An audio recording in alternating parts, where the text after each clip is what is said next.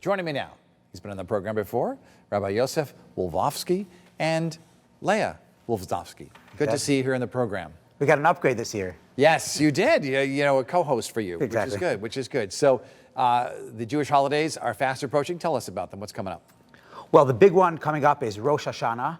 The word Rosh actually means head. Shana means year. So it's the beginning of the year, but we call it the head of the year because just like the head gives energy to the whole body, the same thing, the new year spiritually gives a lot of energy to the whole year. And that's why it's a time of prayer, a time of good resolutions, a time for family to come together. And Yom Kippur also. So Yom Kippur comes always 10 days afterwards. Yom Kippur is a day of forgiveness. And that's the day to really take it seriously and ask God for forgiveness and ask each other for forgiveness. And what do we have here, Leah? You want to explain?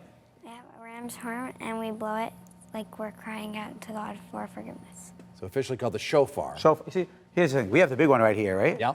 And this is the shofar. The So shofar. this came from a very large ram. This came from a big one. Yeah, we have, maybe a father and child.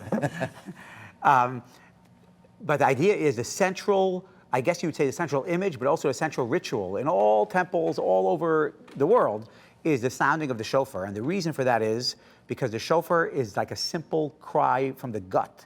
It's not words, it's not so organized. It's a simple cry out.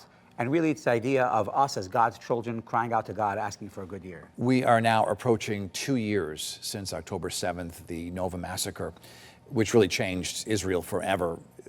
What should people know during the holidays this time? What should they be thinking about? Well, I do think people should know that the Jewish people are strong.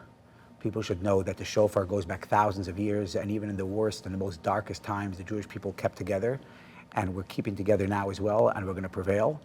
But as far as what's going on currently in Israel, I think good people have to stand together, pray for each other, and make sure that a free people could continue to be free to serve God in the way we see. Are you surprised at where the nation is at this point, 2 years later?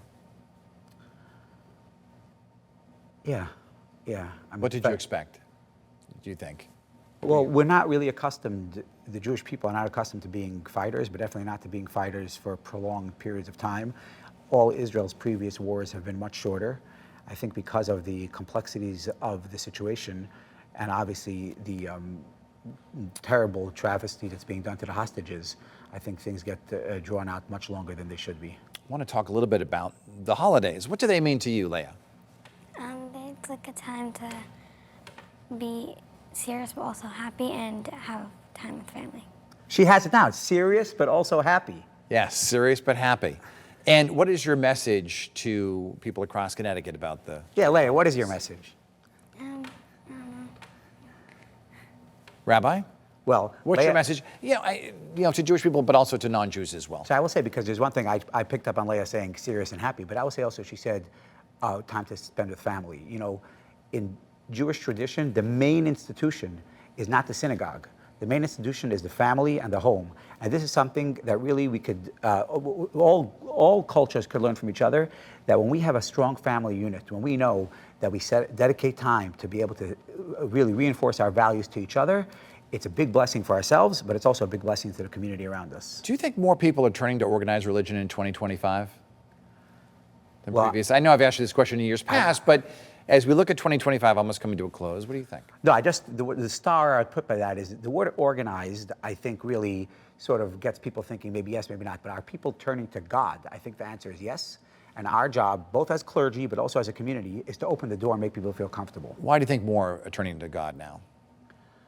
I think people feel a great sense of instability, and people are looking for stability, and we find stability in family, in tradition, and in religion. Okay. People want to learn more. Which website should they check out? Well, before we do the website, can we do the shofar sound? Oh, yes, absolutely. We need the sound You got to effect. hear the sound of the shofar. Yes. All right? You want to go to Troy? I'll give you the quick version, all right? Okay.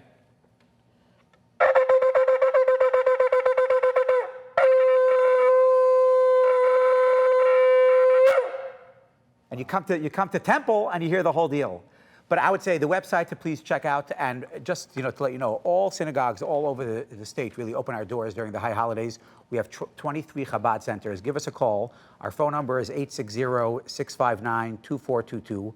Our website is Chabadiyar, that's CHABADER.com, and really wishing the entire state, the Jewish community, and the rest of the communities, we should be happy and healthy and have not only a good year, but a sweet year. It should be beautiful inside and out. Best wishes, of course. Leah Wolfzofsky and Rabbi Yosef Wolfzofsky. Shana Tova. I always struggle with your name, with the pronunciation, but it's getting better. I'll tell you what I tell people on the phone. Wolfzofsky. I tell people on the phone, once we get past the name, you got past the most difficult part of the conversation. That's true. Thank you again to both of you. God bless you. He's great. Thanks, Rabbi. When we come back, an update on man's best friend and celebrating Connecticut Day at the Big E. And we invite you to connect with us. You can send us an email at thisweek@wtnh.com. You can also follow me on X, Instagram, and Facebook. This Week in Connecticut. We'll be right back.